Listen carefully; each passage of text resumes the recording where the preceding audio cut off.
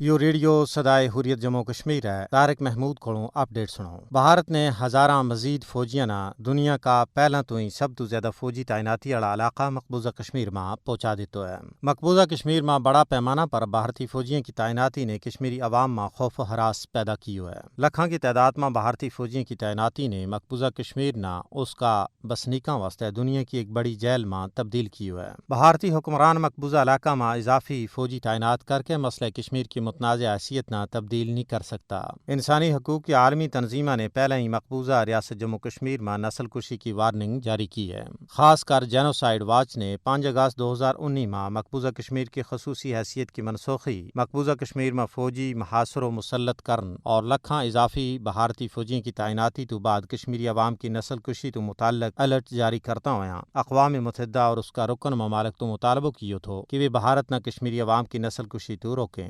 Genocide watch کے مطابق مقبوضہ کشمیر میں بھارت کی طرفوں مسلط فوجی آمریت جابرانہ اقدامات کی ایک شکل ہے، جبکہ نریندر مودی کی جماعت BJP کو ہندوتوا نظریہ اس کی واضح علامت ہے۔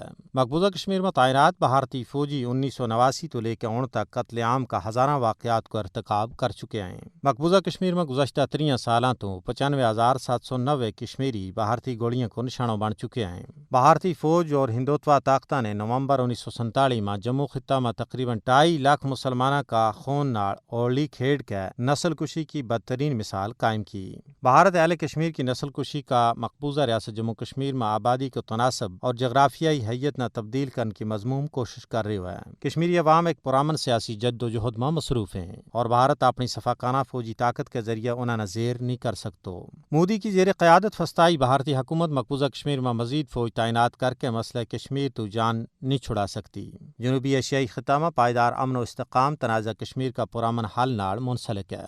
عالمی برادری نے مقبوضہ کشمیر میں تعینات بھارتی فوجیوں کے ہاتھوں کشمیری عوام کی نسل کشی نے روکن واسطے تیزی نال اپنا کردار ادا کرنا چاہیے۔ پاکستان نے مقبوضہ کشمیر میں غیر قانونی بھارتی اقدامات کی بھرپور مخالفت کا عزم کو یادو کرتا ہوں کہ بھارتی قبضہ کا کسی نواں طریقہ کی قائد قانونی حیثیت نہیں ہو سکے۔ پاکستانی دفتر خارجہ کا ترجمان زاہد حفیظ چودھری اور نے ایک بیان میں کیا کہ پاکستان نہ مقبوضہ کشمیر میں آبادی کے تناسب میں تبدیلی کی رپورٹس پر شدید تحفظات ہیں۔ بھارت مقبوضہ کشمیر میں مزید تقسیم نال اپنوں غیر قانونی قبضوں مستحکم بنانا چاہے، لیکن بھارتی قبضہ کا کسی نواں طریقہ کی کوئی قانونی حیثیت نہیں ہو سکے۔ ایسا کسی نواں عمل نال کشمیری عوام نہ غیر قانونی قبضوں قبول کرنے پر مجبور نہیں کیا جا سکتا۔